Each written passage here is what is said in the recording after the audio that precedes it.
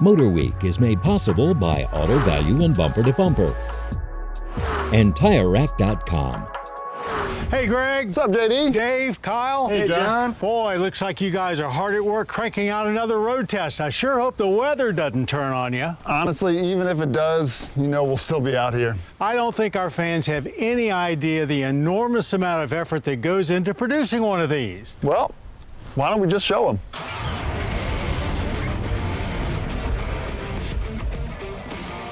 Just about every MotorWeek episode starts and ends with a road test. Each one a 5 to 6 minute culmination of 2 weeks worth of driving, shooting, writing, and editing. And it all starts with a simple walk around. Here, our road test writer Brian takes meticulous notes about every feature and option on the car to reference later when he writes the script. From there, it's time to roll tape. Digitally, that is, since we stopped using analog media around season 30. First up, interiors. For these, we use Maryland Public Television's state-of-the-art production studio. Well, the wall of the studio anyway. In the morning, it provides plenty of shade for nice, even lighting. Car tech has exploded in recent years. And with so many new features to cover, interiors easily takes us the longest to shoot. Sometimes we'll be out here 3, maybe 4 hours to get all the shots we need. For performance cars like this 911 GTS, we'll sometimes add a road course component to our test. Less than 2 hours from our Maryland studios, making the drive to Summit Point Motorsports Park in West Virginia is a 3-for-1 deal. We get on-road driving impressions, track impressions, and exterior shots all in one day. Like we always say, the cars are the stars, but it never hurts to have a picturesque background. And with that in mind, we try to pick a setting that suits each car. Would you mind get out of the way? Oh, sorry. The first rule of television is you can never have too much footage. While that may or may not be technically true, the point is it's better to have too much footage than too little. That means we get every angle of every car. And word to the wise, shoot the exteriors before the hot laps. Rubber and road tar do not clean off easy. Safety is always first, especially at the racetrack. And with 2, sometimes 3 cars out on the track at one time, it takes coordination. So we stay in contact with our videographers using radios and drivers with these flags. All right, track is going hot.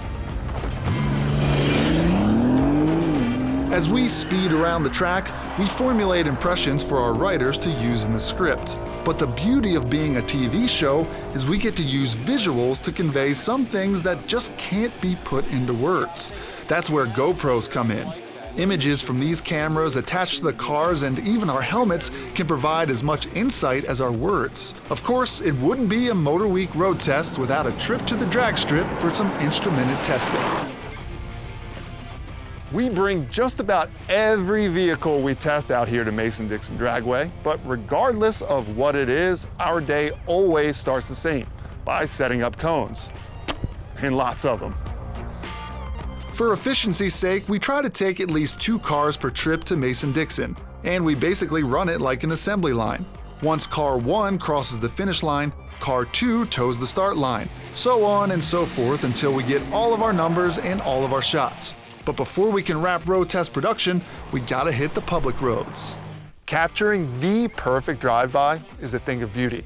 These videographers have to pan, tilt, zoom, and keep the car in focus all at the same time. Yeah, we know autofocus exists, but it's like our transmissions. We prefer manual. We capture driving shots in a variety of ways. There's the traditional long lens cameras, which provide the quintessential MotorWeek drive-by. Then there's the drone, which, if you can believe, we've been using for a decade. And our newest addition, this pocket camera attached to a strut mount, provides the kind of images that once required a purpose-built camera car. Before the car leaves MotorWeek HQ, we need to shoot John's famous road test intro.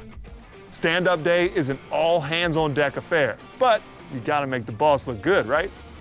Once production comes to a close, post-production starts. Footage is logged, scripts finalized, voiceovers recorded, and it all gets sent to our video editors for final assembly. Voila! Another MotorWeek road test is in the can, just in time to start the next one.